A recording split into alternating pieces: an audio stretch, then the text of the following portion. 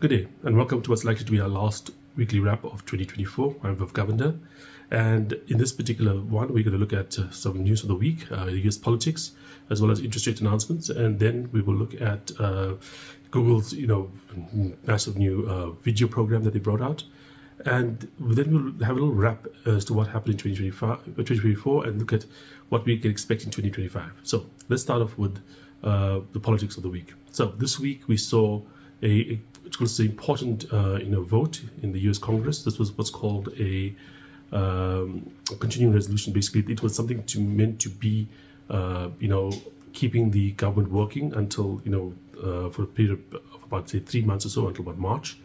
The vote was all set to go ahead.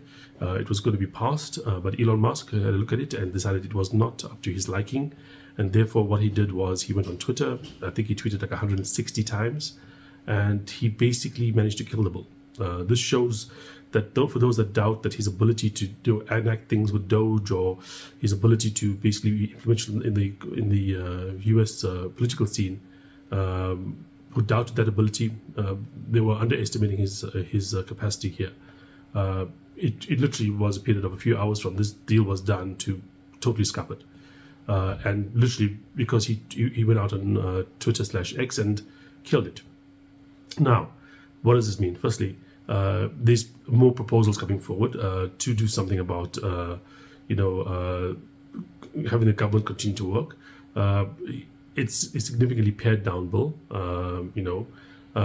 but it should allow things to continue. However, it has not passed just yet. The last thing I looked at, the vote basically failed by about, a few tens of votes, mostly held up by none of the Democrats voted by it, by the way. The Republicans had to, basically get together and get a deal for this. And unfortunately, about 13 Republicans decided it was not conservative enough for their liking, so they said no to it. I think only about 2 Democrats actually voted for the bill. But it's likely they will make some kind of deal in the next, day or so. If they don't, we're going to have a period of about, a little while where people may not be paid their bonuses. We might have some issues with regards to the federal government operating as efficiently as it should. But the important thing about this is not this particular bill. It's the power shown by Elon Musk, which augurs well for the ability of Doge, his Department of Government Efficiency, along with Vivek Ramaswamy, to actually enact legislation or make things happen in the US government over the next year and a half, which is basically the time period they have to make this thing work. Then we had US interest rates announced this week. As expected, a cut of a quarter. This was not the big news. The big news was the fact that the Federal Reserve has come out much more conservative about future cuts than people had expected. The market's now expecting less than 2 cuts for the next year, which is a significant fall from what we expected before.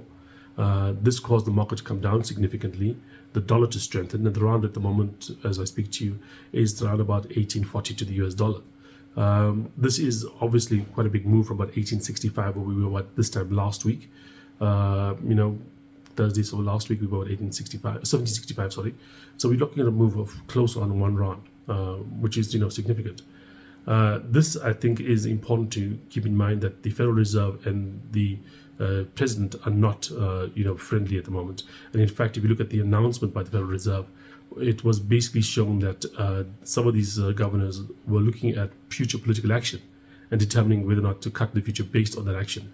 Most notably, things around probably things like tariffs and possibly even deportations, which they believe might increase inflation in the US. And therefore, if inflation is rising, you're not going to be able to cut interest rates as aggressively as you were in the past, and may in fact have to start raising interest rates.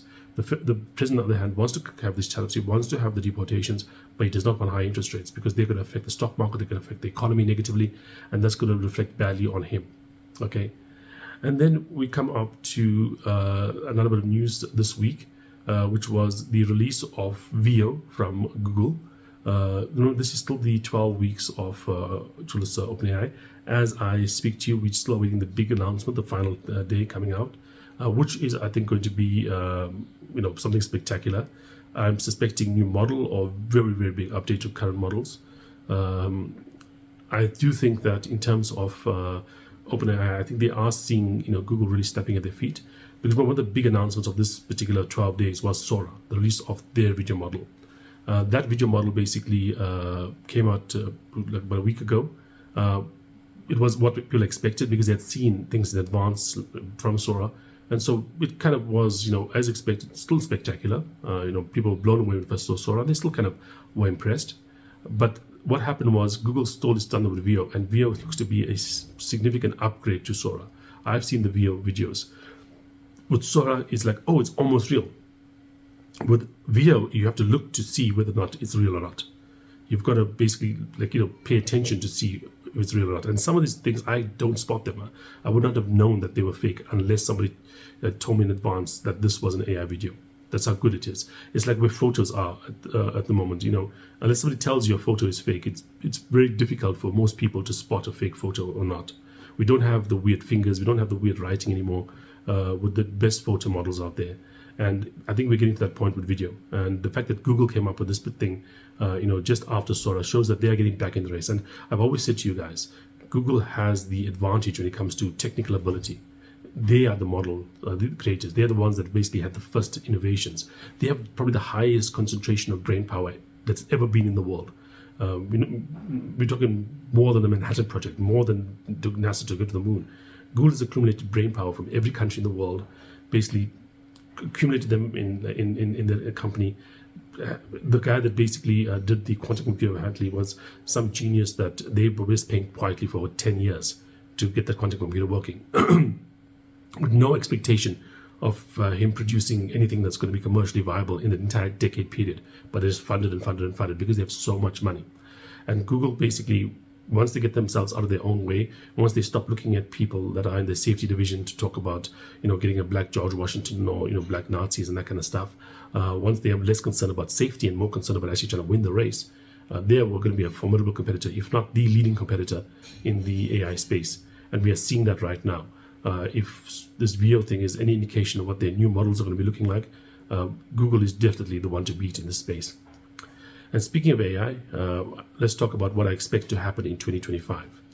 2025 is going to be probably the pivotal year for AI because this is going to get the new level of models. And we are so close to AGI that just one more step, as big as 3 to 4 for GPT-3 to GPT-4, just one more step of that magnitude will basically get us there. Okay, and so we're expecting the new models to come out. We're getting GPT-5, we're getting Grok 3, we're getting the new version of Llama, etc. And they're all going to be trained on these new computers. They're going to be trained on new models, new algorithms, etc., etc. And we are here. We are going to see if we're getting the kind of magnitude changes between 3 and 4, between 4 and 5. If that does happen, that's going to be, like I said, so close to AGI. It's definitely going to be impactful on the world. It's definitely going to be impactful on towards the global economy. We're going to see job losses coming reasonably quick thereafter. We are going to see, towards probably GDP growth starting to tick up based on this alone. And then you're probably going to see an arms race occurring globally because, you can't just let the US run away with this thing. If you are Europe or if you are China or you are, the Saudis, perhaps people with lots and lots of cash. And then we might even see like the approaches of government changing as well, because like I said, the most powerful new technology in the world does not end up in private hands if there's a government that functions. And so that we're going to see how that's going to work out. The one thing that might be positive for AI in this space is that the people in charge of AI in the new administration under Trump, people like David Sachs, the AI and crypto czar, people like Elon Musk, they want to control AI and they are very involved in the space and they are very involved in the private sector for AI. So there may be something that prevents the US government from controlling AI like it would normally have done under the Biden administration or under virtually any other administration, Republican or Democrat in the past. But we are going to get these models this year. If we don't get these step changes that we're talking about, there may be a brief, pullback in the AI stocks. Now, we're really seeing Tesla up massively. We've seen Nvidia up massively, Palantir up massively. If we do see Microsoft as well, don't forget that. If we do see that the next model is not the improvement that we want to be seeing from these guys, or not as impressive as we hoped it would be, we could see a bit of discouragement in the AI sector, and that could lead to sell-offs in some of these companies. We should get the first models, if not the next day or so, because of OpenAI's 12 day of AI, but we are likely to get it by the first quarter of 2025. That means that in the next 3 months or so, we are going to see either a model come out that's going to be so impressive that it's going to change how we view global growth rates going forward, or we are going to see model that's unimpressive in a way that's going to cause some of these really, multi-trillion-dollar companies in some cases, like Nvidia, come down significantly. And that, I think, given the power in the market, would be relatively, impactful on the global, on the overall market. I mean, if you exclude the AI companies from the S&P 500, it's significantly underperformed, over the last couple of years.